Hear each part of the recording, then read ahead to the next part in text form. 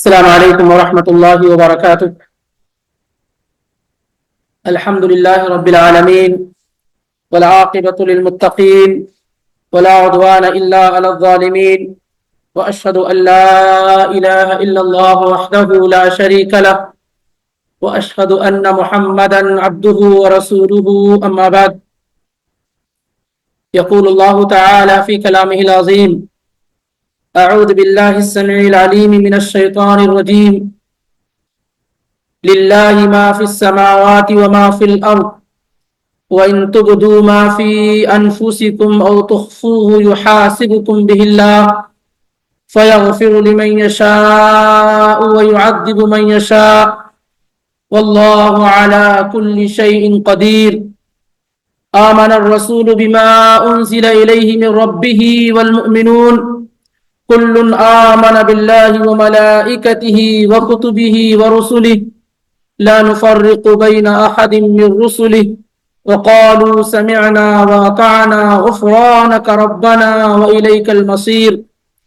لا يكلف الله نفسا إلا وسعها لها ما كسبت وعليها ما اكتسبت ربنا لا تؤاخذنا إن نسينا أو أخطأنا ربنا ولا تحمل علينا إصرا كما حملته على الذين من قبلنا ربنا ولا تحملنا ما لا طاقة لنا به واعف عنا واغفر لنا وارحمنا أنت مولانا فانصرنا على القوم الكافرين. سبحانك لا علم لنا الا ما علمتنا انك انت العلیم الحکیم۔ سورہ بقرہ کی آخری تین آیات، آیت نمبر 284، 85، 86، یہ تین آیات اللہ رب العالمین کی توفیق سے تلاوت کی گئی ہیں، اور یہ آیات بڑی ہی جامع اور مانع آیات میں سے ایک ہیں۔ یہ سورہ بقرہ جس میں اصول اور فروع دونوں چیزیں اللہ تعالیٰ نے بڑے واضح انداز میں ذکر کی ہیں، یعنی توحید، اس کے دلائل، نبوت، اسی طریقے سے مرنے کے بعد دوبارہ اٹھایا جانا، نماز، زکوٰۃ، قصاص، روزہ، اسی طریقے سے حج، جہاد، حیض، طلاق، عدت، خلا، اسی طریقے سے ایلا، رضاعت کا بیان، ربا، خرید و فروخت کے احکام، اور اسی طریقے سے دین، قرض کے معاملے کے لین دین، یہ بڑی چیزیں اللہ رب العالمین نے اس سورہ کے اندر کیا ہے بیان فرمائی ہیں۔ تو اب یہاں اللہ رب العالمین نے چونکہ ان چیزوں کا ہمیں اور آپ کو حکم دیا ہے اور یہ بات بیان فرمائی ہے کہ اسی کے مطابق زندگی گزارنی، تو مناسب معلوم ہوا کہ اللہ تعالیٰ نے جب اس سورہ کو ختم کرنا چاہا تو ایسے الفاظ کے ذریعے سے لوگوں کو متنبہ اور آگاہ کر دیا تاکہ لوگ اس بات کو سمجھیں کہ حکم دینے والا، آرڈر دینے والا اور یہ باتیں بیان کرنے والا وہ ذات ہے، وہ شخصیت ہے کہ ساری کی ساری بادشاہت اسی کی ہے، زمین و آسمان کا ہر ذرہ اس کی ملکیت میں ہے، کوئی چیز اس کی ملکیت سے خارج نہیں ہے، تاکہ انسان کے لیے ان چیزوں پر عمل کرنا ایزی اور آسان ہو جائے۔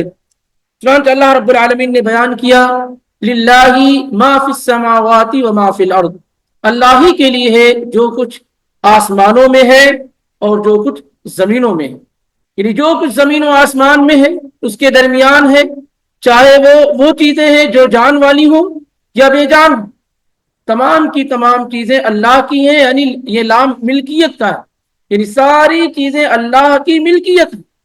اور اس طرح کی آیات قرآن حکیم میں کثرت کے ساتھ بیان کی گئی ہیں، جگہ جگہ آپ پائیں گے کہ اللہ رب العالمین ہی کے لیے جو کچھ زمینوں میں ہے، آسمانوں میں ہے، جو کچھ اس کے درمیان ہے، سب کچھ اللہ کا، کوئی ایسی چیز نہیں ہے جو اللہ کی ملکیت سے خارج ہے۔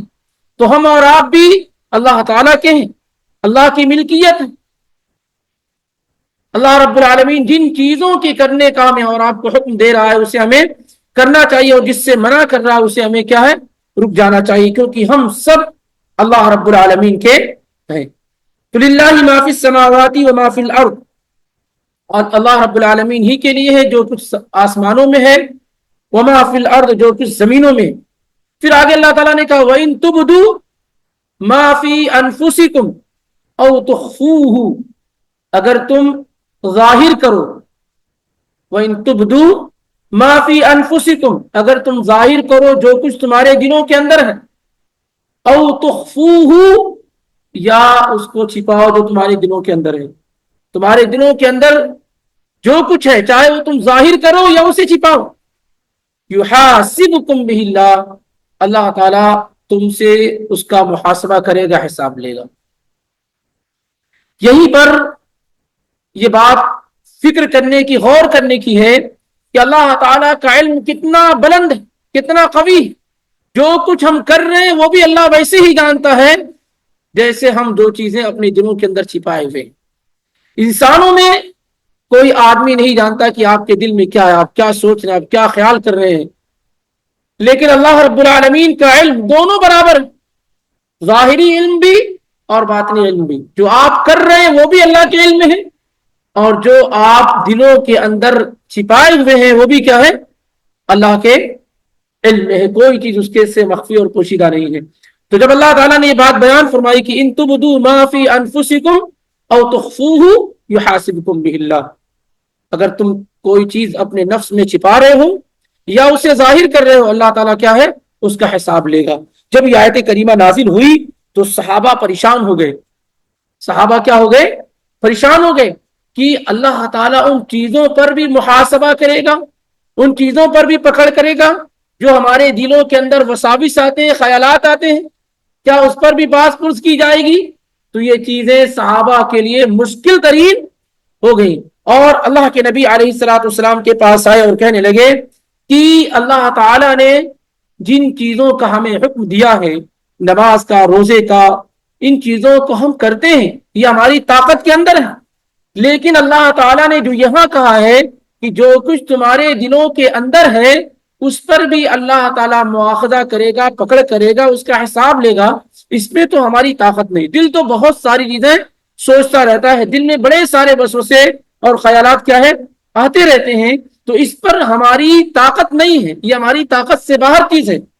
تو جب صحابہ اللہ کے نبی صلی اللہ علیہ وآلہ وسلم کے پاس آئے اور یہ کہنے لگے تو اللہ کے نبی صلی اللہ علیہ وسلم نے کہا کیا تم چاہتے ہو کہ تم بھی ویسے ہی کرو، ویسے کہو جیسے اہل کتاب کہتے تھے؟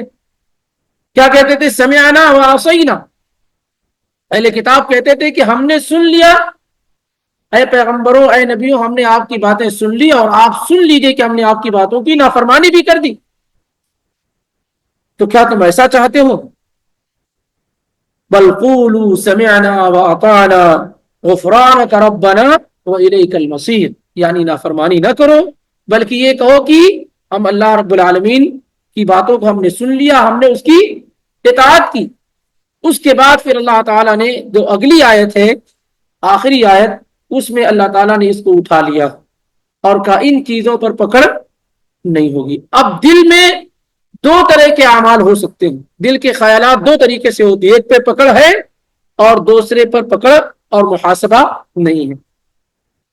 ایک وہ چیز جو انسان غیر ارادی طور پر سوچ لیتا ہے، اس کے دل میں وسوسے اور خیالات کیا ہے، آتے رہتے ہیں، اس پر اس کا اختیار نہیں ہوتا ہے، اس پر کوئی پکڑ نہیں ہوتی، اس پر کوئی پکڑ نہیں۔ کبھی کبھی خیال آ جاتا ہے کہ بھائی یہ ساری چیزوں کو اللہ نے پیدا کیا تو اللہ کو کس نے پیدا کیا ہے، کبھی کسی اور خیال آ جاتا ہے، کبھی اور کچھ آ گیا اس طریقے سے، تو ان چیزوں پر کیا ہے، پکڑ نہیں ہوگی، وہ وسوسے اور خیال آئے اور ختم ہو گئے۔ اگر اللہ کے نبی علیہ الصلوۃ والسلام نے کہا ان اللہ تجاوز لامتی ما حدثت به انفسها ما لم يتكلموا او يعملوا به۔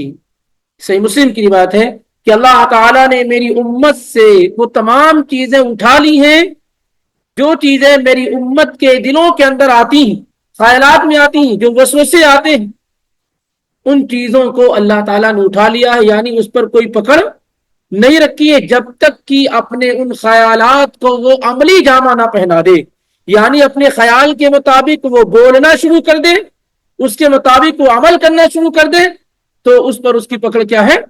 شروع ہو جاتی ہے۔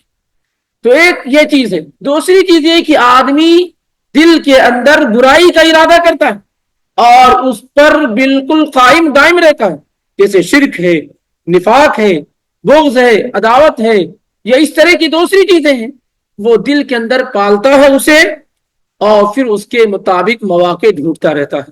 جیسے ایک آدمی چوری کا ارادہ کیا اور چوری کے مواقع ڈھونڈ رہا لیکن نہیں ملا، موقع اسے نہیں مل پایا، تو وہ کیا ہے؟ اللہ تعالیٰ کے ہاں مجرم شمار کیا جائے گا، اس کی اس پر کیا ہے؟ پکڑ ہوگی۔ ایک آدمی زنا کا ارادہ کیا، زنا کے مواقع بھی ڈھونڈ رہا لیکن اسے موقع نہیں ملا، اس لیے اس نے زنا نہیں کیا۔ موقع مل جاتا تو زنا کیا ہے؟ کر لیتا، یعنی عزم بالجزم ہے، پختہ ارادہ ہے۔ ایسے آدمی کو کا محاسبہ کیا ہے؟ اللہ رب العالمین کیا ہوگا۔ لیکن ایک آدمی کا خیال آیا اور ختم کر دیا، اس کے مطابق اس نے عمل، چوری کا خیال آیا ایک لمحے میں لیکن اسے مواقع نہیں ڈھونڈے، آیا اور ختم کر دیا اس نے۔ وسوسہ آیا اور ختم ہو گیا، اس طرح کی کوئی چیز آئی ختم ہو گئی، تو اس پر اس کا کوئی اس کی پکڑ نہیں ہوگی۔ لیکن جو وسوسے، جو خیالات آئے اور پھر آدمی اس کے مطابق مواقع تلاش کرنا شروع کر دے، اگرچہ وہ نہ بھی کرے تب بھی کیا ہے؟ اللہ رب العالمین کیا اس کا محاسبہ کیا ہے؟ ہوگا۔ اسی کو احادیث کے اندر، حدیث قدسی کے اندر بیان کیا گیا۔ اللہ کے نبی صلی اللہ علیہ وسلم نے کہا من ہم بحسنۃ فلم يعملها فله به الحسنہ، جو آدمی نیکی کا ارادہ کرے اور ارادہ کر لینے کے بعد کسی وجہ سے اسے نہ کر سکے تب بھی کیا ہے؟ اسے نیکی لکھ دی جاتی ہے۔ اور کوئی آدمی برائی کا ارادہ کرے، برائی کا ارادہ کرے اور اللہ سے ڈر کی وجہ سے اس برائی کو چھوڑ دے تو وہ برائی کیا ہے؟ نیکیوں میں بدل دی جاتی ہے، نیکی لکھ دی جاتی ہے۔ اور اگر کوئی آدمی برائی کا ارادہ کرتا ہے اور برائی کر لیتا ہے تو پھر اس کے لیے ایک گناہ کیا ہے؟ لکھا جاتا ہے، اس کے لیے کیا ہے؟ ایک گناہ لکھا جاتا ہے۔ تو دل کے اعمال ہوتے ہیں اور بہت مشہور ہے اعمال القلوب۔ انسان جتنے بھی عمل کرتا ہے اس میں سب سے ہائی لیول کے جو اعمال ہوتے ہیں وہ اعمال القلوب ہوتے ہیں، دل کے اعمال ہوتے ہیں۔ دل کے شکر کرنا، اللہ کی نعمتوں کا ادراک اور احساس کرنا، کفر اور نفاق ہونا، ایمان ہونا، سچ جاننا، جھوٹ جاننا، یہ سب دل کے اعمال، اعمال القلوب ہیں۔ ریا ہے، دکھاوا ہے، سب اعمال القلوب ہیں۔ اور اعمال میں سب سے اہم اعمال کون سے کہلاتے ہیں؟ جو اعمال القلوب ہوتے ہیں، جو دل کے اعمال ہوتے ہیں۔ آدمی اللہ تعالیٰ کی آیات میں غور و فکر کرتا ہے، یہ بہت بڑی عبادت ہے، بہت اعلیٰ قسم کی عبادت ہے۔ تو یہاں پر جو اللہ تعالیٰ نے کہا ان تبدوا ما فی انفسکم، اگر تم ظاہر کرو جو کچھ تمہارے دلوں کے اندر ہے، او تخفوہ، یا تم اس کو چھپاؤ، یحاسبکم بہ اللہ، اللہ تعالیٰ اس کا تم سے محاسبہ اور حساب کرنے والا ہے، کرے گا اللہ رب العالمین۔ تو اس میں دل کے اعمال جس کا محاسبہ کیا جائے گا وہ دو طرح کے ہو سکتے ہیں، ایک پر محاسبہ ہوگا، پکڑ ہوگی، دوسرے پر نہیں ہوگی۔ ان اعمال پر جس کا آدمی ارادہ کرے اور اسے پورا کرنے کی کوشش کرے لیکن موقع نہ مل پائے اور نہ کرے تو اس کو گناہ لکھا جائے گا، اس کا حساب اسے دینا ہوگا۔ لیکن اگر آدمی کے دل میں خیال برائی کا آیا لیکن اس کے مطابق اس نے پلان نہیں کیا، تخطیط نہیں کی اور آیا اور ختم ہو گیا، اس پر اس کی پکڑ نہیں ہوگی۔ اگر بول دیتا ہے اور کہہ دیتا ہے تو پھر کیا ہے؟ اس کی پکڑ شروع ہو جائے گی۔ یعنی دل کے اندر کوئی برائی کا ارادہ آیا اور اس نے لوگوں کو اس کو ذکر بھی کر دیا تو اس پر کیا ہو گئی؟ پکڑ شروع۔ جیسے مثال کے طور پہ دل میں یہ خیال آیا کہ اگر فلاں مل جائے گا تو اس کو گالی گلوچ دوں گا، یہ خیال آیا اور کبھی کبھار ختم ہو جاتا ہے فوری طور پہ۔ لیکن اس نے کیا کیا؟ دوسرے سے بھی ذکر کر دیا، کہا کہ اگر فلاں مجھے مل گیا تو میں اس کی خیر لوں گا، اس کی ایسی تیسی کروں گا۔ خلاص اب بول دیا اس نے، اب یہ فرشتوں نے لکھ لیا، اب اس پر اس کا مواخذہ شروع ہو گیا۔ بہت سارے لوگ کرتے کچھ بھی نہیں ہے لیکن بول بول کر کے فرشتوں کے پاس لکھوا دیتے ہیں، سارے گناہ کیا کرتے ہیں؟ لکھوا دیتے ہیں۔ اس بات کا احساس نہیں کرتے کہ جب تک انسان بولتا نہیں ہے اور جب تک انسان کرتا نہیں ہے، صرف دل میں خیال آیا اور ختم کر دیا اس نے، تو اس پر اس کا مواخذہ اور پکڑ نہیں ہوتی۔ لیکن کچھ لوگ پختہ ارادہ بھی نہیں کرتے ہیں، کرنا بھی نہیں ہوتا ہے، لیکن کہہ کہہ کر کے اپنے برائیوں کے اعمال کو کیا کرتے ہیں، وہ بڑھا لیتے ہیں۔ بہت سارے لوگ جانتے ہیں کہ میرے اندر یہ طاقت اور ہمت نہیں کہ میں کچھ کر سکوں فلاں کا، کچھ بگاڑ سکوں، لیکن کیا ہے، دل کی بھڑاس نکالنے کے لیے دوسروں کے سامنے اس کا ذکر کر کے فرشتوں کو موقع دے دیتے ہیں کہ اس برائی کو لکھ لیا جائے۔ تو للہ ما فی السماوات و ما فی الارض، اللہ ہی کے لیے ہے جو کچھ زمینوں میں ہے اور جو کچھ آسمانوں میں ہے۔ یہ بڑی اہم آیات میں سے ایک ہے، ہمیشہ اس پر غور و فکر کرنا چاہیے کہ جو کچھ ہے وہ صرف اور صرف اللہ رب العالمین کا ہی ہے۔ ہم ہیں، ہمارے پاس جتنی چیزیں ہیں، زمین و آسمان میں جتنی چیزیں ہیں، سب اللہ کی ہیں، اور جب ہم اللہ کے ہیں، ہمارے پاس جو کچھ ہے سب اللہ کا ہے، تو ہر شخص کو اللہ کی اطاعت و فرمانبرداری کی کوشش مکمل طور سے کرنی چاہیے۔ جیسے وقتی طور پر آپ جب کسی کمپنی کے اندر جاب کرتے ہیں تو آپ مکمل طور سے کوشش کرتے ہیں کہ ہم فلاں کمپنی کے امپلائی ہیں تو اس کا کام ہمیں کرنا ہی کرنا ہوگا۔ آپ اپنا تعارف بھی ایسے ہی کراتے ہیں کہ میں فلاں کمپنی میں جاب کرتا ہوں، فلاں کمپنی میری ہے، میں فلاں کمپنی کا آدمی ہوں، وغیرہ وغیرہ، کہتے کہ نہیں کہتے؟ حالانکہ یہ نسبت وقتی ہوتی ہے، موقتاً ہوتی ہے، ٹیمپریری ہوتی ہے، لیکن آپ یہ نسبت کرتے ہیں۔ آپ اندازہ کریں کہ ہم اور آپ تو پرماننٹ اللہ کے، ہمیشہ کے لیے اللہ کے، ہمارے پاس جو کچھ ہے سب اللہ کا ہے، لیکن یہ نسبت اللہ کی طرف ہم کم سے کم کیا ہے کرتے ہیں۔ کتنی مرتبہ ہم یہ میں کہتے ہیں کہ یہ جو کچھ ہے اللہ کا ہے، جو کچھ ہمارے پاس اللہ کا ہے، یہ جو کچھ دیا ہوا اللہ کا ہے، بلکہ آدمی اسی میں لگا ہوتا ہے، یہ میرا ہے، یہ میرا ہے، یہ میرا ہے۔ نبی صلی اللہ علیہ وسلم نے کہا ایک بندہ کہتا ہے مالی مالی مالی، میرا مال میرا مال میرا مال، حالانکہ کیا ہے اس کے پاس، اس کے مال کی کیا ہے کہ ایک مال ہے وہ کھایا اور ختم ہو گیا، پہنا اور پرانا ہو گیا، یا تصدق تھا اور صدقہ کیا تو وہ آگے بھیج دیا۔ تو آدمی کے پاس جو کچھ ہے وہ اس کا نہیں۔ اسی لیے ہر چیز کی نسبت اللہ کی طرف کرنی چاہیے، ہر چیز کی نسبت کیا ہے، اللہ کی طرف کرنی چاہیے، اس سے برکت ہوتی ہے۔ اور ایمانداری کا تقاضا یہ ہے کہ جو آدمی جو دے، آدمی اسی کی طرف اس کی نسبت کرے۔ آپ کہتے ہیں فلاں نے مجھے یہ دیا ہے، نسبت کر رہے ہیں کہ نہیں کر رہے ہیں؟ یہ وقتی ایک ذریعہ ہے، تو آپ کہتے ہیں فلاں نے مجھے یہ دیا ہے، یہ فلاں کا گھر ہے، جبکہ اس سے بڑی حقیقت یہ ہے کہ یہ سب کیا ہے، اللہ رب العالمین کا ہے۔ تو اس کا اعتراف اور اقرار کرتے رہنا چاہیے۔ جب یہ بات ذہن و دماغ میں ہوگی کہ ہم اللہ کے ہیں، جو کچھ ہمارے پاس ہے اللہ کا ہے، تو یقین جانے جان قربان کرنا ہو، مال قربان کرنا ہو، وقت قربان کرنا ہو، کچھ بھی قربان کرنا ہو، سب کیا ہے، آسان ہو جاتا ہے۔ جیسے خبیب بن الارت رضی اللہ تعالیٰ عنہ نے کہا تھا نا، خبیب بن عدی رضی اللہ تعالیٰ عنہ نے کہا تھا جب ان کو سولی دی جا رہی تھی کہ وَلَسْتُ أُبَالِي حِينَ أُقْتَلُ مُسْلِمًا، کہ مجھے کوئی پرواہ نہیں ہے جب میں مسلم ہو کر کے قتل کیا جا رہا ہوں، جب اللہ کا فرما بردار ہو کر کے قتل کیا جا رہا ہوں تو مجھے کوئی پرواہ نہیں ہے، جب نکلتی ہے جان اسلام پر تب نہیں پرواہ مجھ کو جان کی۔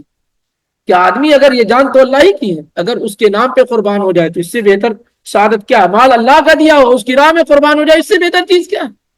یہ ساری چیزیں اللہ کی دی، اوقات اللہ کے، وقت اللہ کا ہے۔ اگر یہ اللہ کا وقت دیا ہوا جو ہمارے پاس ہے، ٹائم اللہ کا ہے، یہ اللہ کی عبادت میں اگر استعمال ہو جائے تو اس سے بہتر چیز کیا ہے؟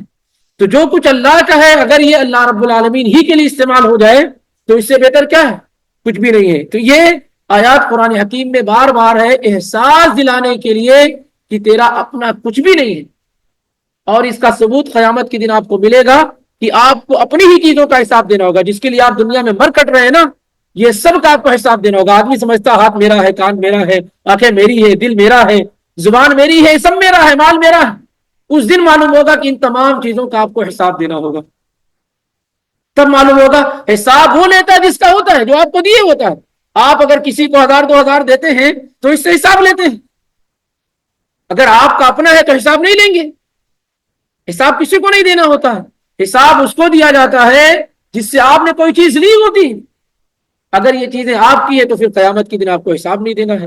لیکن سبھی جانتے ہیں کہ بڑے اہم سوالوں میں سے یہ ہے، سوال ہوگا آپ سے کہ آپ کی عمر کے متعلق سوال ہوگا، آپ کے مال کے متعلق سوال ہوگا، سارے کے سارے سوال، کیونکہ یہ آپ کا ہے ہی نہیں، یہ آپ کا ہے نہیں، اللہ تعالیٰ نے موقتاً دیا ہے۔ تو یہ آیات جب قرآن میں پڑھیں تو غور کریں، للہ ما فی السماوات وما فی الارض وللہ ملک السماوات والارض وما بینہما، اس طرح کی آیات کثرت سے قرآن میں کیا ہے موجود ہے، تاکہ انسان یہ نہ سمجھے کہ یہ میرا ہے۔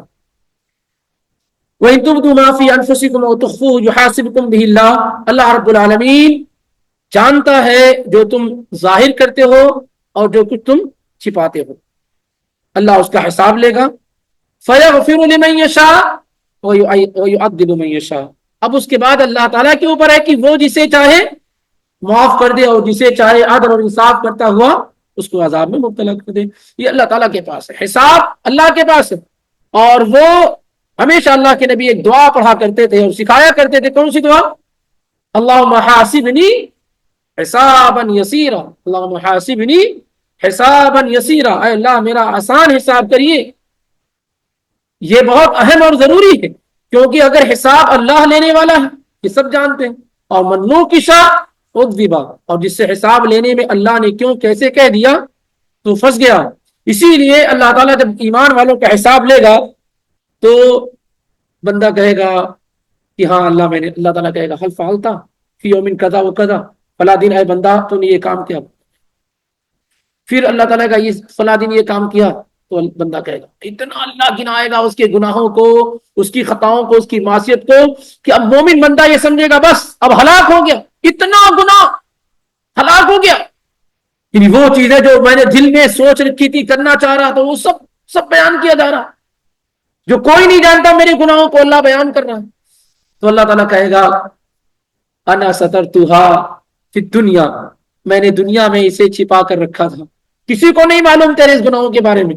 وانا اغفر لک اليوم، اور آج میں تجھے کیا ہے معاف کر دیتا ہوں۔ لیکن اعتراف اور اقرار ہوگا مومن بندے کو، ڈر اور خوف ہوگا اس کا۔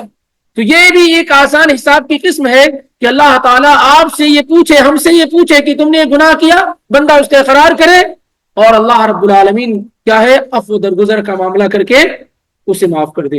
اور اگر اللہ رب العالمین چاہے تو عدل اور انصاف کرتے ہوئے کیا ہے آپ کو ان گناہوں کی سزا دے۔ یہ اللہ تعالیٰ کے مشیت کے اوپر ہے، اللہ رب العالمین جس طریقے سے چاہے وہ کرے۔ لیکن ہمیشہ خیر اور بھلائی کی امید اللہ رب العالمین سے اہل ایمان کو لگا کے رکھنی چاہیے، جہاں خوف ہو وہاں پر امید بھی لگا کے رکھنا چاہیے۔ واللہ علی کل شیء قدیر، اللہ ہر چیز پر قادر ہے، اللہ ہر چیز پر کیا ہے قادر ہے۔ کوئی ایسی چیز نہیں جو اللہ تعالیٰ کی قدرت سے کیا ہے خالی ہے۔ یہ آیات ان تمام لوگوں کا کنڈم کرتی ہے جن کے ذہن و دماغ میں یہ شیطانی وسوسے آتے ہیں کہ اللہ یہ نہیں کر سکتا ہے، اللہ یہ نہیں کر سکتا، اللہ وہ نہیں کر سکتا ہے، اللہ یہ نہیں کر سکتا۔ اللہ ہر چیز پر قادر ہے، اللہ رب العالمین کیا ہے ہر چیز پر قادر ہے۔ کوئی چیز اللہ تعالیٰ کی قدرت سے خالی اور نکلی ہوئی نہیں۔ سبھی جانتے ہیں کہ بہت ساری ایسی چیزیں دنیا میں واقع ہو چکی، اللہ کے پیغمبر نے اسے بیان کیا۔ بنی اسرائیل میں ایک آدمی تھا، صحیح بخاری وغیرہ میں، صحیح مسلم میں روایت موجود ہے کہ وہ زندگی بھر گناہ اس نے کیے، جب مرنے کا وقت آیا تو اس نے اللہ کے ڈر سے اپنے بچوں کو کہا کہ جب میں مر جاؤں گا تو مجھ کو جلا دینا اور راکھیوں کو ہواؤں میں اڑا دینا تاکہ میں اللہ تعالیٰ کی پکڑ سے بچ جاؤں۔ تو اللہ تعالیٰ نے اس کو اکٹھا اور جمع کیا اور اس سے سوال کیا۔ یہ حدیث تو اللہ کے نبی نے پہلے ہی بیان کر رکھی۔ تو یہ آدمی نہ سمجھے کہ کچھ بھی وہ کر لے جائے گا تو اللہ رب العالمین کی پکڑ سے کیا ہے وہ بچ جائے گا۔ ساری کی ساری چیزیں بالکل اللہ تعالیٰ کے اختیار میں، ساری چیزوں پر اللہ تعالیٰ کی قدرت ہے۔ واللہ علی کل شیء قدیر، اللہ ہر چیز پر قادر ہے۔ یہ آیات ایک طرف امید دلاتی ہیں اور دوسری طرف انسان کے اندر کیا ہے خوف پیدا کرتی ہے، انسان کے اندر خوف پیدا کرتی ہے۔ دونوں رخ ان آیات کے اندر کیا ہے موجود ہوتا ہے۔ اس کے بعد اللہ تعالیٰ نے بیان کیا، اس کے بعد دو آیت بچلی، آمن الرسول بما انزل الیہ من ربہ والمؤمنون۔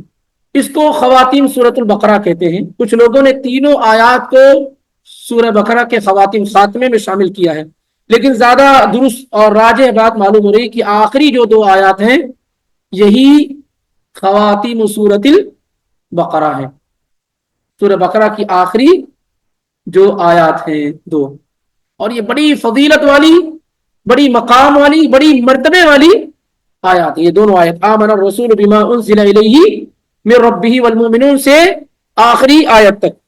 عقبہ بن عمرو رضی اللہ تعالیٰ عنہ بیان کرتے ہیں کہ اللہ کے نبی صلی اللہ علیہ وآلہ وسلم نے کہا من قرأ بالآیتین من آخر سورۃ البقرہ فی لیلۃ کفتاہ، جس نے سورہ بقرہ کی آخری دو آیات رات میں پڑھ لی تو یہ 2 آیات اس کے لیے کافی ہو جاتی ہیں، یہ 2 آیات اس کے لیے کافی ہو جاتی ہیں۔ کیا معنی ہے اس کا؟ بعض محدثین یہ کہتے ہیں اس کا معنی یہ ہے کہ جو ہے رات کی نماز کے لیے کافی ہو جاتی ہیں، یعنی تہجد کی نماز کے لیے یہ 2 آیات کافی ہو جاتی ہیں۔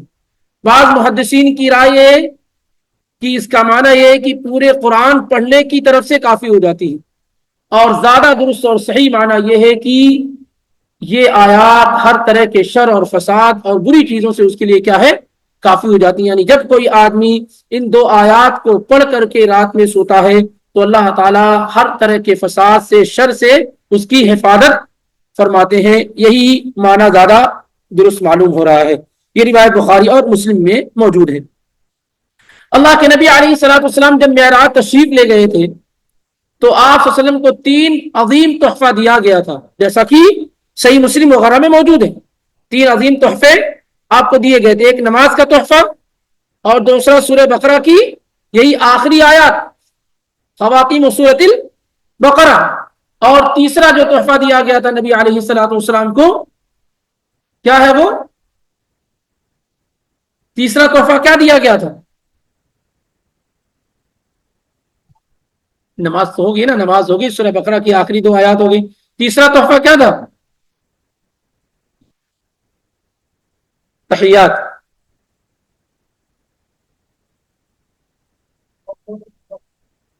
اتنا دور بیٹھتے ہیں اللہ کے بندے، تیسرا تحفہ کیا ہے؟ ارے زمین کی باتیں نہیں یاد رکھتے، کم سے کم اتنی بلندی کی بات تو یاد رکھیں۔ دعا کون سی دعا؟ بخشش کی، کن لوگوں کے لیے؟ امت کے لیے۔ کچھ حد تک صحیح بتایا آپ لوگوں نے، لیکن ایسے وَغُفِرَ لِمَن لَّمْ يُشْرِكْ بِاللَّهِ شَيْئًا، اللہ تعالیٰ نے یہ بھی تحفہ دیا کہ آپ کی امت میں جو لوگ شریک نہیں کریں گے مجھے، میں انہیں کیا ہے؟ معاف کر دوں گا۔ معافی اور بخشش کا تحفہ لے کر کے آئے کہ اگر بندے کے پاس کوئی بھی گناہ ہو، ان گناہوں میں اگر شرک نہیں ہے تو اللہ تعالیٰ نے یہ وعدہ کر کے بھیجا کہ میں آپ کی امت کو کیا ہے؟ معاف کر دوں گا۔ کوئی سا گناہ ہو اگر وہ شرک سے پاک ہے، من امتہ شیئا، آپ کی امت میں کوئی بھی گناہ ہو، کتنے بڑے بڑے گناہ کیوں نہ ہو، چوری ہو، زنا ہو، کوئی بھی گناہ ہو، سب کیا ہے؟ اگر شرک نہیں ہے تو اللہ تعالیٰ کیا ہے؟ توحید کی برکت سے وہ سارے گناہ معاف فرما دیتے ہیں۔ تو یہ 3 تحفے اس موقع پر دیے گئے۔ اور ابو ذر الغفاری رضی اللہ تعالی عنہ کی روایت جو مسند احمد وغیرہ میں ہے، اس میں یہ ہے کہ نبی صلی اللہ علیہ وسلم نے کہا اعطیت خواتیم سورۃ البقرہ، مجھے سورہ بقرہ کی جو آخری آیات ہیں وہ دی گئی، من بیت کنز من العرش، من تحت العرش، عرش کے نیچے کے خزانے سے مجھے یہ سورہ بقرہ کی آخری آیات دی گئی ہیں۔ مجھ سے پہلے کسی بھی نبی کو اس طرح کی کوئی آیت نہیں دی گئی ہے۔ اور عبداللہ ابن عباس رضی اللہ تعالیٰ عنہ کی روایت صحیح مسلم کے اندر ہے کہ جبریل علیہ الصلوۃ والسلام اللہ کے پیغمبر کے ساتھ بیٹھے ہوئے تھے کہ آسمان سے ایک آواز آئی۔ جبریل علیہ الصلوۃ والسلام نے سر اوپر اٹھایا تو کہا اللہ کے نبی صلی اللہ علیہ وسلم، یہ آسمان کا دروازہ کھلا ہے، آج اس سے پہلے یہ دروازہ کبھی بھی نہیں کھلا۔ اور پھر اس دروازے سے ایک فرشتہ نیچے اترا، جو فرشتہ کبھی بھی نیچے نہیں آیا۔ اور اس کے بعد زمین پر آنے کے بعد اللہ کے نبی کے پاس آئے اور آپ کو سلام کیا اس فرشتے نے، اور سلام کرنے کے بعد کہا ابشر بنورین، آپ کو 2 نور مبارک ہو، اوتیتہما لم یوتہما نبی قبلک، آپ کو 2 نور مبارک ہو جو آپ ہی کو دیا جا رہا ہے، آپ سے پہلے کسی بھی نبی کو نہیں دیا گیا ہے۔ فاتحۃ الکتاب و خواتیم سورۃ البقرہ، اور وہ کیا ہے؟ فاتحۃ الکتاب ہے، سورہ فاتحہ اور سورہ بقرہ کی آخری آیات ہیں۔ کوئی بھی شخص ان دونوں سورتوں کو پڑھے گا اور اللہ سے سوال کرے گا، مانگے گا، تو اللہ تعالیٰ کیا اسے ضرور عطا فرمائے گا۔ یہ بھی صحیح مسلم کی روایت ہے۔ تو اس کے علاوہ بھی اس روایت کی فضیلت، ان آیات کی فضیلت دوسری احادیث میں بھی ذکر کی گئی. النعمان ابن بشیر کی روایت میں یہ ہے کہ اللہ تعالیٰ نے زمین و آسمان کی پیدائش سے 2000 سال پہلے، زمین و آسمان کی پیدائش سے 2000 سال پہلے، 2000 پہلے 2 آیات نازل فرمائی، اور وہی 2 آیات تھی جو سورہ بقرہ کی آخری 2 آیات ہیں. اور اللہ کے نبی علیہ الصلوۃ والسلام نے فرمایا جس گھر میں یہ 2 آیات 3 دن مسلسل پڑھی جائیں تو شیطان وہاں قریب بھی نہیں آتا ہے. شیطان کیا ہے؟ قریب بھی نہیں آتا. سنن ترمذی میں، مسند احمد وغیرہ میں حسن درجے کے ساتھ یہ روایت آئی ہوئی. اب آئیے دیکھیں کہ یہ آیت کیا ہے. اللہ تعالیٰ نے کہا آمن الرسول بما انزل الیہ من ربہ والمؤمنون، رسول ایمان لائے اس چیز پر جو انہی کی طرف ان کے رب کی جانب سے نازل کی گئی ہے. رسول ایمان لائے اس چیز پر، اس بات پر جو ان کے رب کی جانب سے انہی کی طرف کیا ہے؟ نازل کی گئی ہے، انہی کی طرف نازل کی گئی. والمؤمنون، اور سارے ایمان والے بھی کیا ہے؟ ایمان لائے اس پر. سارے مومن بھی اس پر ایمان لائے. رسول ایمان لائے اس چیز پر جو نازل کی گئی ہے ان کی جانب، ان کے رب کی طرف سے، اور مومنون بھی کیا ہے؟ ایمان والے بھی اس پر ایمان لائے. جتنا کچھ اس میں اللہ کی کتاب اور نبی صلی اللہ علیہ وسلم کی سنت، یہ سب اس میں شامل ہے، کیونکہ دونوں وحی ہیں. قرآن بھی وحی ہے اور حدیث بھی وحی ہے. جیسے قرآن نازل کی گئی ہے ایسے حدیث مصطفیٰ صلی اللہ علیہ وآلہ وسلم بھی نازل کی گئی. بس فرق یہ ہے دونوں میں کہ قرآن وحی متنو ہے، اس کی تلاوت کی جاتی ہے، اور حدیث وحی غیر متنو ہے، اس کی تلاوت نہیں کی جا سکتی. لیکن ایویڈنس کے اعتبار سے، دلائل کے اعتبار سے، ثبوت کے اعتبار سے دونوں کا مقام اور مرتبہ کیا ہے؟ برابر ہے. جیسے قرآن کے ذریعے سے کوئی چیز حرام ہوتی ہے ایسے ہی حدیث کے ذریعے سے کوئی چیز حرام ہوتی ہے. جیسے قرآن کے ذریعے سے کوئی چیز حلال ہوتی ہے ایسے حدیث کے ذریعے سے کوئی چیز کیا ہے؟ حلال ہوتی ہے. حلال اور حرام میں جو قرآن کا مقام ہے وہی مقام کیا ہے؟ احادیث مصطفیٰ صلی اللہ علیہ وآلہ وسلم کا. سنن ابو داؤد میں روایت موجود ہے، اللہ کے نبی صلی اللہ علیہ وسلم تعالی انی اوتیت القرآن ومثلہ معہ، اے لوگوں یاد رکھو مجھے قرآن دیا گیا ہے اور اسی کے مثل سنت اور حدیث دی گئی ہے. اسی لیے بہت ساری ایسی چیزیں جب آپ سے پوچھی جاتی تھی آپ اسے بیان نہیں کرتے تھے جب تک کہ اللہ رب العالمین کی جانب سے آپ کو وہ علم نہ دے دیا جائے، جب تک کہ اللہ کی جانب سے آپ کو وہ علم نہ دے دیا جائے. تو جتنی بھی چیزیں اللہ کے رسول پر نازل کی گئی ہیں اللہ رب العالمین کی جانب سے اس پر ایمان لائے، خود اللہ کے رسول صلی اللہ علیہ وسلم اور سارے ایمان والے. کل آمن باللہ، ہر ایک ایمان لائے، ہر ایک ایمان لائے اللہ پر، وملائکتہ، اور اس کے فرشتوں پر، وکتبہ، اور اس کی کتابوں پر، ورسلہ، اور اس کے رسولوں پر. ہر ایک ایمان لایا اللہ پر، اس کے فرشتوں پر، اس کی کتابوں پر اور اس کے رسولوں پر. یہاں ایمان کے جو پلر ہیں، ارکان ہیں، وہ کیا ہے؟ ذکر کیے جا رہے ہیں، کیونکہ یہ چیزیں سب سے زیادہ اہم ہیں. آج صورتحال یہ ہے کہ آدمی بہت کچھ پڑھتا ہے لیکن نہ ایمان کے ارکان نہ اسلام کے ارکان. یہ بنیادی چیز ہے، پڑھنے کا یہی طریقہ ہے کہ آدمی شروعات کیسے کرے. یہ بنیادی چیز ہے، یہ بنیادی چیز ہے. جبریل علیہ الصلوۃ والسلام اللہ کے نبی صلی اللہ علیہ وسلم کے پاس جب انسانی شکل و صورت میں آئے اور آپ سے آ کر کے سوال کیا کہ ایمان کیا ہے، اسلام کیا ہے، احسان کیا ہے، قیامت کب آئے گی، اور اللہ کے نبی نے اس کا جواب دیا تو آپ صلی اللہ علیہ وسلم نے کیا فرمایا؟ ھذا جبریل اتاکم یعلمکم دینکم، یہ جبریل علیہ الصلوۃ والسلام تھے جو تمہارے پاس اس لیے آئے تھے تاکہ تمہارا دین سکھائیں. ایسا نہیں کہ پوچھ رہے تھے ان کو معلوم نہیں تھا، سوال کرنے کے لیے نہیں، بلکہ دین ہے کیا یہ بتانے کے لیے آئے تھے، یہ بتانے کے لیے آئے تھے. یہی نبی صلی اللہ علیہ وسلم کے الفاظ ہیں کہ یہ جبریل ہیں، کوئی جان نہیں سکا، کوئی پہچان نہیں سکا کہ جبریل علیہ الصلوۃ والسلام ہے.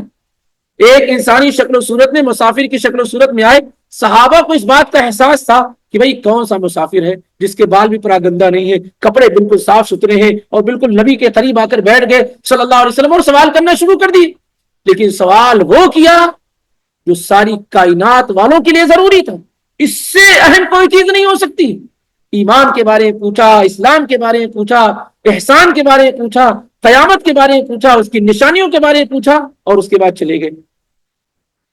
اس لیے جب کوئی آدمی پڑھنے پڑھانے کا سلسلہ شروع کرے، ہم لوگ کیا کرتے ہیں؟ بہت اوپر سے شروع کر دیتے ہیں، بنیادی چیزوں کو چھوڑ کر کے بہت اوپر سے شروع کر دیتے ہیں. یہ طریقہ ہونا چاہیے کہ آدمی اگر یہ پڑھنا چاہ رہا ہے تو ایمان کے ارکان، اسلام کے ارکان، یہاں سے اس کی ابتدا اور شروعات کیا ہونی چاہیے، اور جو چیز اس کے لیے ضروری ہے ان چیزوں کو سمجھنے کے لیے. جیسے اسلام کے ارکان میں آپ پڑھیں گے تو آپ کو نماز آئی، نماز کے لیے کیا ضروری ہے؟ وضو ضروری ہے، طہارت ضروری ہے. ان چیزوں کے احکامات آپ اور ہم سب لوگ اسی ترتیب کے ساتھ کیا ہے پڑھیں.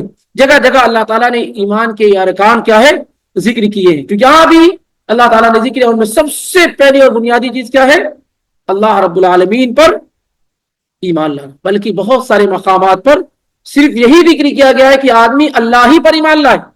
اللہ پر ایمان لانے میں باقی ساری چیزیں کیا ہے شامل اور داخل ہو جاتی.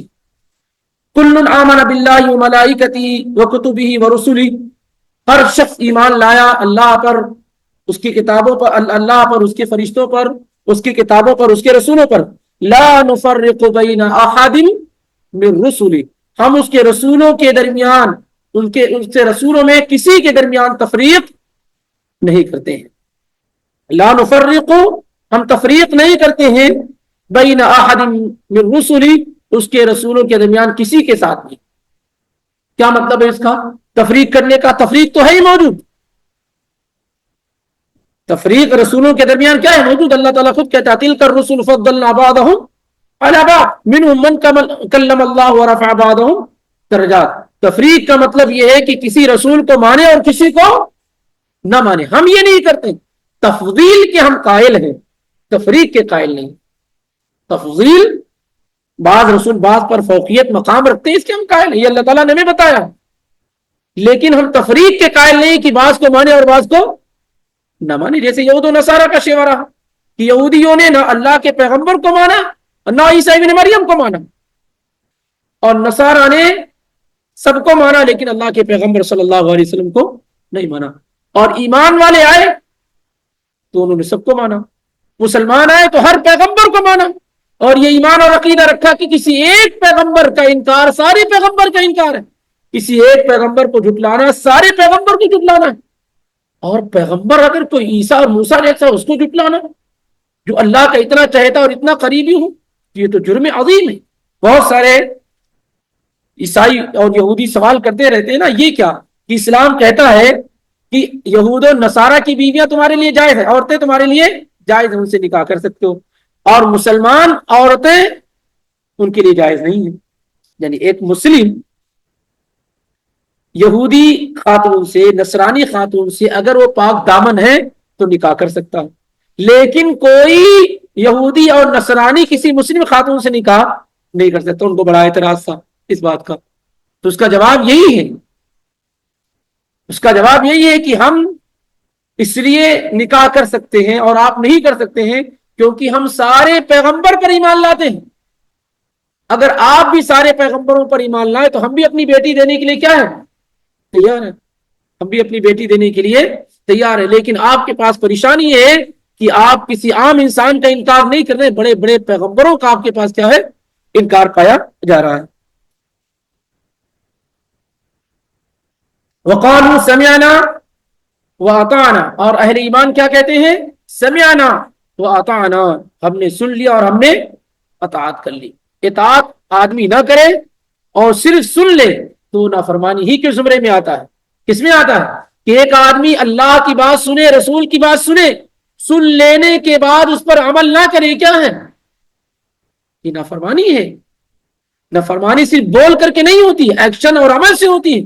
کہ ایک آدمی کے کان سے اللہ کی بات، رسول کی بات ٹکرا جائے پھر اس پر عمل نہ کرے، وہ کیا ہے یہ نافرمانی ہے. اور ایمان والوں کا شیوا کیا ہے کہ وہ ہمیشہ تیار رہتے کہ جیسے اللہ نے کہا، رسول نے کہا، فوری طور پر اس پر کیا ہے عمل کیا جائے، لمحے بھر کی بھی تاخیر نہ کی جائے۔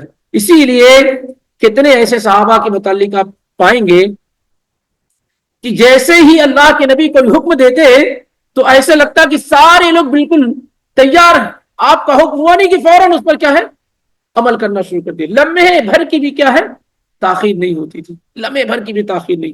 سبھی جانتے ہیں غزوہ احد کے موقع پر جب اللہ کے نبی صلی اللہ علیہ وسلم نے اعلان کرایا کہ جہاد کے لیے نکلو، تو ایک صحابی وہ تھے جنہوں نے اپنی بیوی سے جمع کر رکھا تھا، ہم بھی سری کر رکھی تھی، اور غسل تک نہیں کیا،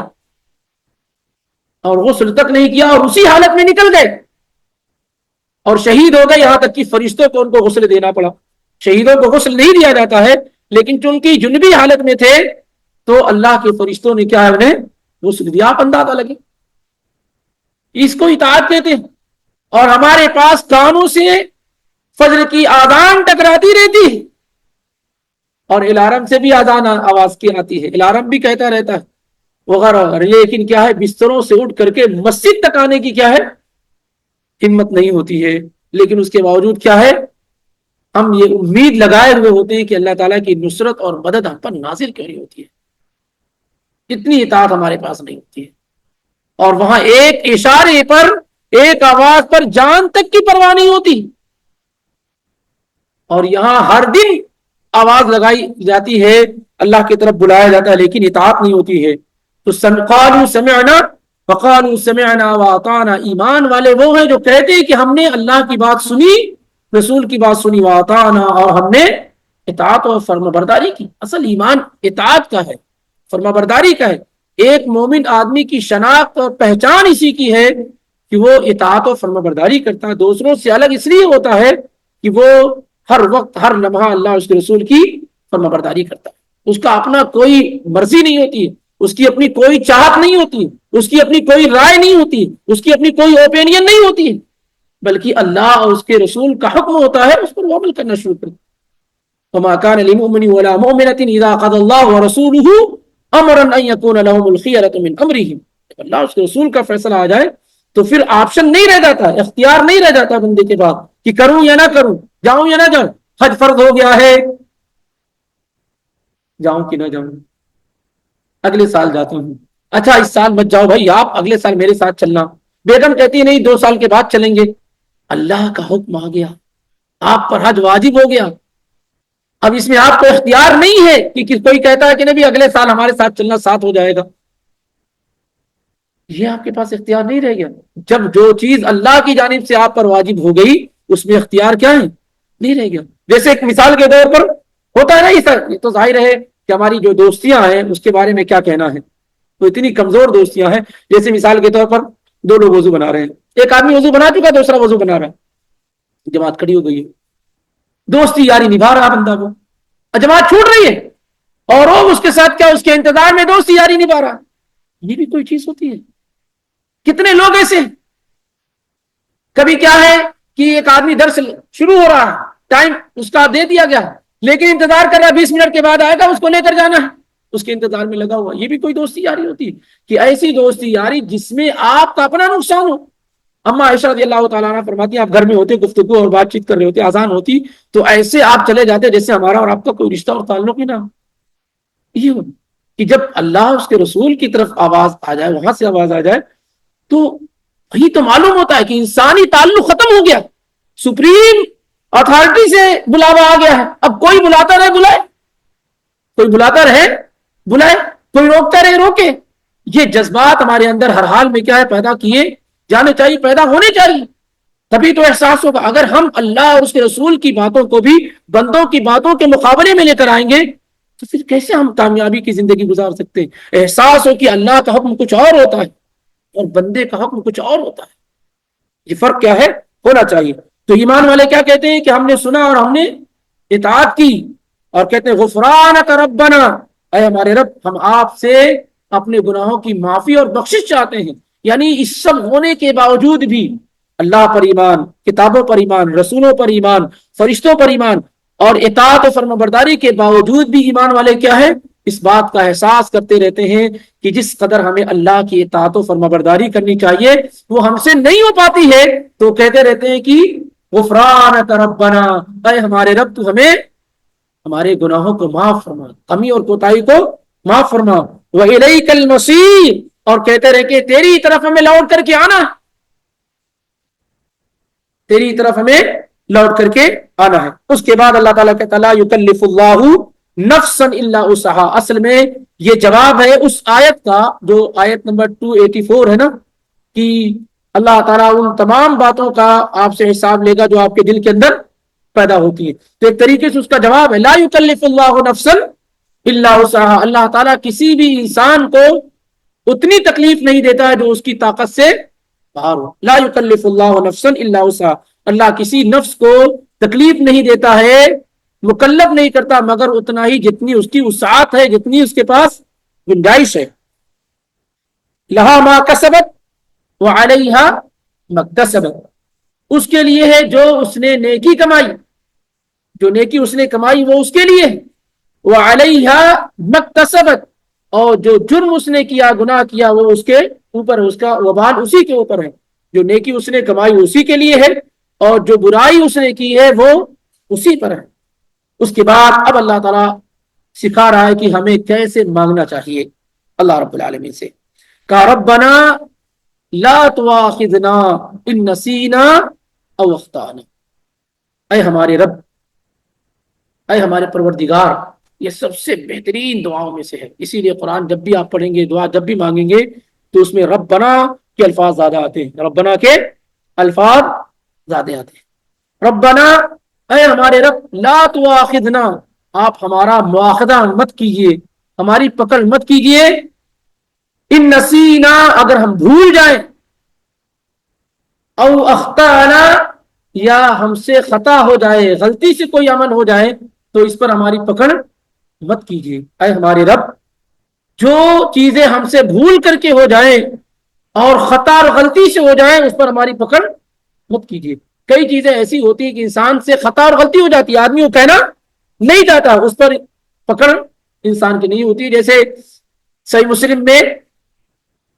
مسلم میں ایک آدمی سفر میں ہے، ساز و سامان کے ساتھ اس کی اونٹنی غائب ہو جاتی ہے، بڑا تلاش کرتا ہے، ڈھونڈتا نہیں ملتی ہے، ایک درخت کے سہارے آ کے آرام کرتا ہے، اٹھتا تو دیکھتا ہے کہ اونٹنی ساز و سامان کے ساتھ کیا ہے؟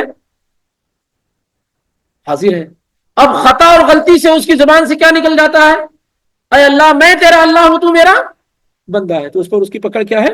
نہیں۔ یا اسی طریقے سے جیسے کوئی آدمی کسی جانور کا شکار کر رہا تھا، کوئی آدمی کسی جانور کا شکار کر رہا تھا، جانور مقصود تھا، اتفاق سے سڈنلی کوئی انسان گزر گیا، اس کو تیر لگ گئی، اس کو نشانہ لگ گیا، اس کو کیا کہتے ہیں؟ اس کو قتل خطا کہتے ہیں۔ بدلے میں اس آدمی کو قتل نہیں کیا جائے گا، فدیہ دیا جائے گا، وہ ایک الگ بات ہے، لیکن جیسے جان کے بدلے جان ہے نا، ایسا معاملہ نہیں ہوگا۔ کوئی آدمی، کوئی مومن کسی مومن کو اگر غلطی سے قتل کر دے تو بدلے میں قتل نہیں کیا جائے گا۔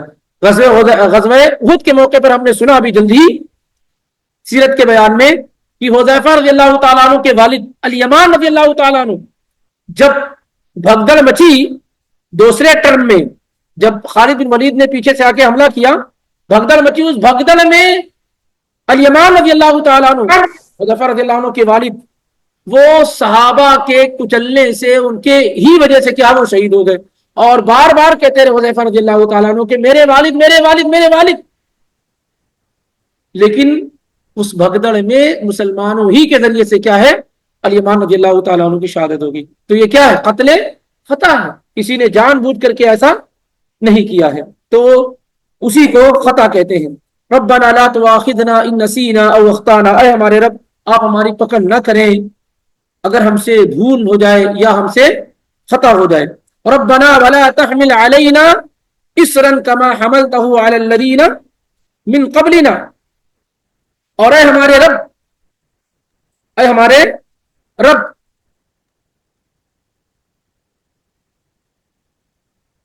ربنا ولا تحمل علينا، اے ہمارے رب، لا تحمل علينا اسرا، ہم پر بوجھ مت ڈالیے، کما حملته على الذين من قبلنا، جیسا بوجھ آپ نے ہم سے پہلے لوگوں پر ڈال رکھا تھا۔ اسرن اصل میں کہتے بھاری بوجھ، یعنی ہم پر اتنا بھاری بوجھ مت ڈالیے جیسا آپ نے ہم سے پہلے لوگوں پر ڈال رکھا تھا. ہم سے پہلی جو امتیں گزری ہیں ان کے لیے آسانیاں تو نہیں تھی نا جو ہمارے پاس ہیں.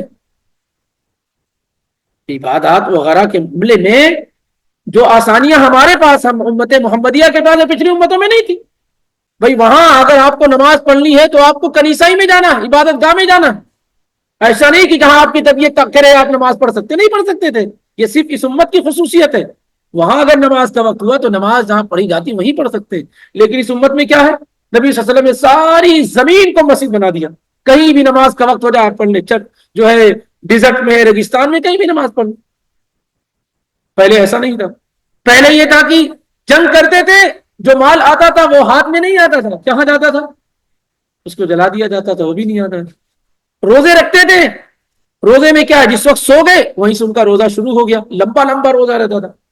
تو ربنا ولا تحمل علینا اصرا کما حملته علی الذین من قبلنا, اے ہمارے رب ہم پر کوئی بھاری بوجھ مت ڈالیے جیسے آپ نے ہم سے پہلے لوگوں پر ڈال رکھے تھے.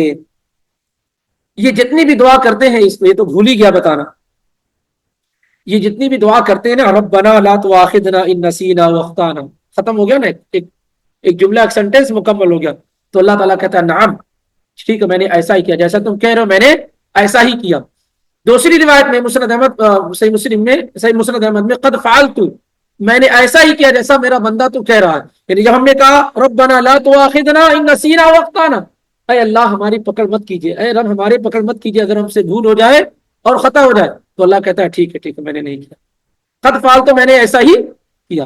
جب بندہ کہتا ہے ربنا ولا تحمل علینا اصرا کما حملته علی الذین من قبلنا, اے ہمارے رب ہم پر اس قدر بھاری بوجھ مت ڈالیے جیسا آپ نے ہم سے پہلے لوگوں پر ڈال رکھا تھا. تو اللہ تعالیٰ کہتا ہے قد فعلت, میں نے ایسا ہی کیا, یعنی جیسا تو کہہ رہا میں نے ایسا ہی کیا. پھر جب بندہ کہتا ہے ربنا ولا تحملنا ما لا طاقت لنا به,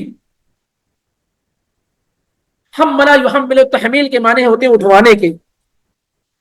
اے ہمارے رب ہم سے نہ اٹھوائیے اس قدر بوجھ جو ہمارے پاس جس کی طاقت نہیں ہے, وہ چیز ہم سے نہ اٹھوائیے, اتنا بوجھ ہم سے نہ اٹھوائیے, ما لا طاقت لنا, جس کی طاقت ہمارے پاس نہیں. یعنی ایسی چیزوں کا حکم مت دیجیے جو ہم نہ کر سکیں. تو اللہ تعالیٰ کہتا قد فعلت, جا میں نے ایسا ہی کر دیا, جیسا تو کہہ رہا میں نے ویسا ہی کر دیا. واعف عنا, ہم سے درگزر فرما دیجئے, ہمیں درگزر فرما دیجئے. واغفر لنا, ہمیں آپ معاف فرما دیجئے. وارحمنا, ہم پر رحم فرمائیے. تمام کے جواب میں اللہ تعالیٰ کہتا میں نے ایسا کر دیا, میں نے معاف کر دیا, میں نے درگزر کر دیا, میں نے رحم کر دیا. انت مولانا, آپ ہی ہمارے کارساز ہیں, آپ ہی ہمارے مالک ہیں. فانصرنا علی القوم الکافرین, تو کافر قوم پر آپ ہماری مدد فرمائیے, کافر قوم پر آپ ہماری مدد فرمائیے. تو اس طریقے سے ہم دیکھ رہے ہیں کہ اس آیت کے اندر اللہ تعالیٰ نے کتنی اہم اور بنیادی چیزیں کیا ہے بیان کی. اس لیے اس دعا کو ایک طریقے سے آیات بھی ہے اور دعا بھی ہے. رات میں سونے سے پہلے اس کے پڑھنے کا اہتمام ضرور کرنا چاہیے. آمن الرسول بما انزل الیہ من ربہ والمؤمنون سے پڑھنے کا اہتمام ضرور کرنا چاہیے. یہ بڑی اہم ہے. ایک میں آدمی اپنے ایمان کی گواہی دیتا ہے اور دوسرے میں اللہ تعالیٰ سے وہ سب کچھ مانگ لیتا ہے جو اس کے لیے کیا ہے ضروری ہوتا ہے. اور اللہ تعالیٰ بھی اس کے جواب میں کہتا ہے کہ میں نے ویسا ہی کیا جیسا میرا بندہ مجھ سے چاہ رہا ہے, سوال کر رہا ہے. اور اس طریقے سے تیزی ہی کے ساتھ آج سورۃ البقرہ کی یہ تفسیر جو کئی سالوں پہلے شروع ہوئی تھی, اللہ رب العالمین کی توفیق سے مختصر انداز میں یہ مکمل ہوئی. مختصر انداز میں یہ مکمل ہوئی, وگرنہ اگر تفصیل سے اس کو ذکر کیا جائے تو اس کے لیے بہت زیادہ وقت درکار ہے, بہت زیادہ وقت چاہیے, کیونکہ سب سے زیادہ احکام اور مسائل جس سورہ کے اندر بیان کیے گئے ہیں وہ کیا ہے, سورۃ البقرہ ہے. ایمانداری کے ساتھ یہ بات بیان کی جا رہی ہے کہ اگر آدمی سورۃ البقرہ کو انتہائی توجہ کے ساتھ پڑھ لے اور سمجھ لے تو جتنے بھی مسائل آپ کو نظر آ رہے ہیں نا, سارے بڑے بڑے مسائل کا حل اس سورہ کے اندر کیا ہے موجود آپ پائیں گے. کون سا بڑا مسئلہ ہے جو آپ اس کے اندر کیا ہے نہیں پائیں گے؟ توحید سے لے کر قیامت سے لے کر کے شادی بیاہ کے، طلاق کے، خلا کے، ایلا کے، رضاعت کے، اسی طریقے سے بیع کے، شرع کے، ربا کے، قرض کے، لین دین کے، انفاق کے، سارے طلاق کے سب کیا ہے بیان اس میں کر دیے گئے. بڑے اہم چیزیں اس میں کیا ہے بیان کر دی گئی. روزہ ہے، حج ہے، نماز ہے، سب ذکر کر دیا گیا. بلکہ سورہ حج جو ایک سورہ ہے پوری قرآن کی، حج کی اتنی ڈیٹیل اور تفصیلات جتنی سورہ بقرہ میں بیان کی گئی سورہ حج میں بھی بیان نہیں کی گئی. تو آپ کا حج ہو گیا، آپ کا روزہ ہو گیا، نماز ہو گئی، زکوٰۃ ہو گئی، یہ سب کے سب کیا اس میں بیان کیے گئے. اس لیے اس کو پڑھتے رہنا چاہیے. اس کو کیا ہے پڑھتے رہنا چاہیے، سمجھتے رہنا چاہیے.